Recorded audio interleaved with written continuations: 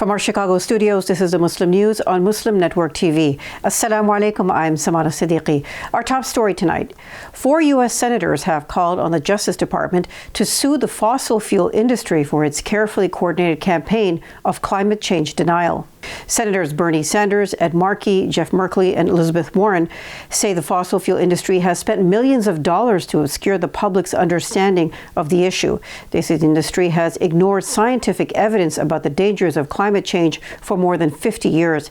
Their letter comes at a time when the U.S. is experiencing extreme weather events nationwide, from blistering heat to violent storms.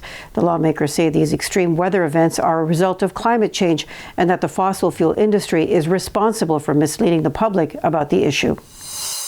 North Carolina police are searching for the driver of an SUV that rammed into a group of migrant workers outside a Walmart store in Lincolnton. According to local police, the attack appears to be premeditated. The driver, whose motives are still unknown, was described as an older white male.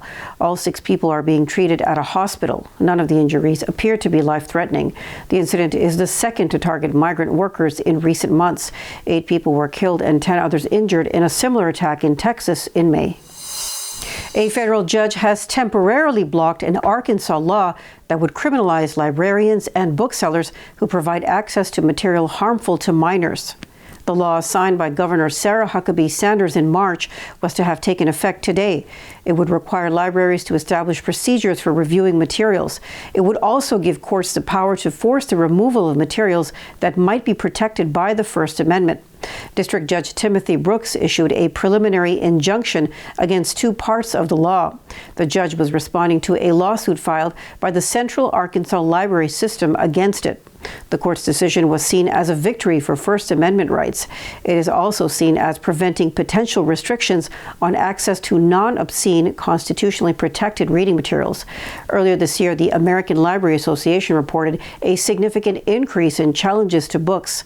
Over 2,000 titles were challenged in 2022. That is a 38% increase from the previous year. The Florida chapter of the Council on American Islamic Relations, or CAIR, has condemned an attack on a Jewish house of worship. This is the 4th anti-Semitic incident reported to Pensacola police in a few weeks. The latest occurred at Florida's first Jewish temple, Temple Beth El, which was built in 1867. CAIR called on Pensacola police and the FBI to conduct a full investigation. It also called for exemplary punishment of those responsible for the series of anti-Semitic attacks on the Jewish community. According to media reports, the attacker hurled 2 bricks into the windows of Temple Beth El on Friday. Elon Musk is threatening legal action against an organization that monitors hate speech on the internet.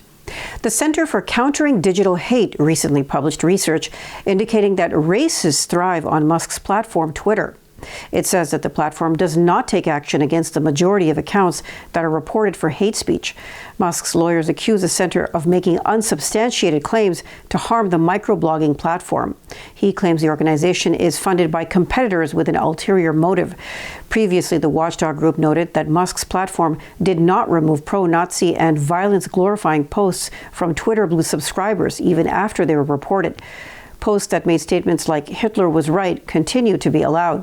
Executive Director of the Center for Countering Digital Hate, Imran Ahmad, says that Musk's actions were an attempt to silence honest criticism. Ahmad notes that his organization conducts independent research to combat negative stories.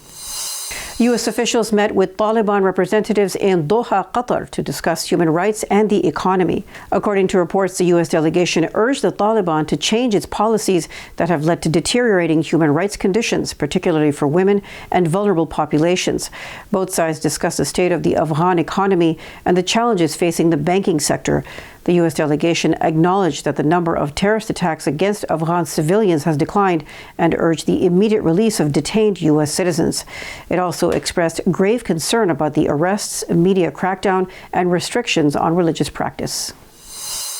Denmark is considering measures against culturally and religiously motivated attacks following recent burnings of the Quran.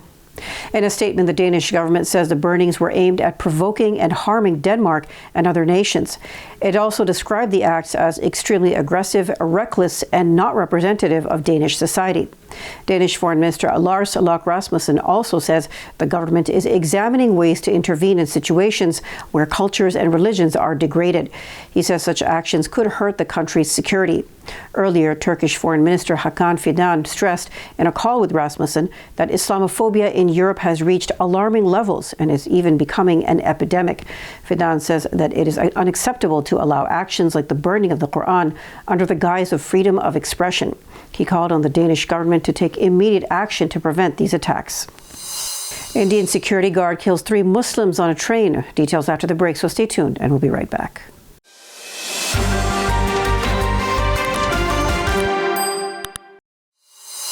Welcome back. A security guard in India shot and killed his senior colleague and 3 Muslim passengers on a train in the state of Gujarat. Chetan Singh then jumped onto the tracks with his gun and began running. Eyewitnesses reported that the officers shouted slogans praising Prime Minister Narendra Modi and the hardline Chief Minister of the state of Uttar Pradesh, Yogi Adityanath. The exact reason for the incident is not yet known, but witnesses say it was a hate crime. A video reportedly shows Singh standing near the bodies, apparently justifying the killings. Singh fired 12 rounds from his automatic weapon. He first killed his senior colleague, Tikaram Meena, and then the 3 Muslim passengers. Meena had tried to intervene in the verbal arguments Singh had been having with the passengers. Prominent Muslim lawmaker Asaduddin Owaisi called the incident a terrorist attack directed against Muslims. He says the attack was an expression of the hatred Hindu nationalists spread against the Muslim community in India. Clashes have broken out on the outskirts of the Indian capital, New Delhi, killing 5 people on Monday. The violence took place in Haryana state, over 20 miles from the capital. It spread to Gurugram, a town on the outskirts of the capital, where a mosque was set on fire and its imam reportedly killed. Police say they have filed charges against 11 people and arrested 27 in connection with the violence. The Iraqi Ministry of Electricity said on Sunday that there had been a power outage for more than 24 hours in Baghdad and southern cities amid rising temperatures. It said the electricity supply was disrupted because of a bomb attack on a power line. Meanwhile, a fire that occurred at a major power plant caused an electricity outage in southern provinces. Residents in the region are relying on neighborhood generators for electricity, but in many areas the power service has been unavailable for more than 24 hours. 2 people have been killed in protests against the arrest of an opposition leader in Senegal. Protesters took to the streets Monday as Ousmane Sonko was taken into custody. The Senegalese government has announced blocking access to cell phones and the internet following the arrest. It has also dissolved Sonko's party, the Patriots of Senegal, for inciting violence. Sonko faces charges including incitement to riot and criminal association. The former tax inspector faces a series of legal problems that he says are designed to keep him from running for president in 2024. It is the first time a political party has been banned in the West African country since it gained independence from France in 1960. Restoration work is reviving one of Afghanistan's oldest mosques to its former glory. The House of Worship's unique architecture has captivated architects and archaeologists for years. The Nogonbad Mosque is known for its characteristic stucco decorations and its 9 domes. According to historians, it was damaged by the Mongol invasion in 1220 and subsequently by frequent earthquakes. But recent restoration work has helped stabilize the House of Worship and restore it to its former glory.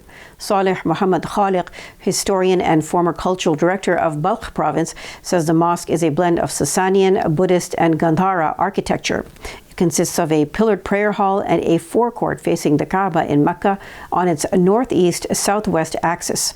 The famous traveler Ibn Battuta compared it to the Alhambra Mosque in Granada, Spain. A Dubai-based entrepreneur has launched Muslim Blocks, a Lego-style toy modeled after important Islamic holy places. Abdullah Zijli's company also has released 2 sets of blocks of the Kaaba and Masjid al-Nabawi. Zelji says he has found toy stores do not offer fun and educational options for Muslims.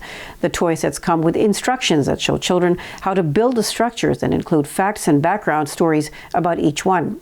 Zelji, a Moroccan national, recommends parents play with their children while they build the sets to spend time together and introduce children into their religion. Since launching the brand on July 1st, Zelji has received more than 1,000 orders from around the world. Stores have also approached Zelji to stock Muslim blocks.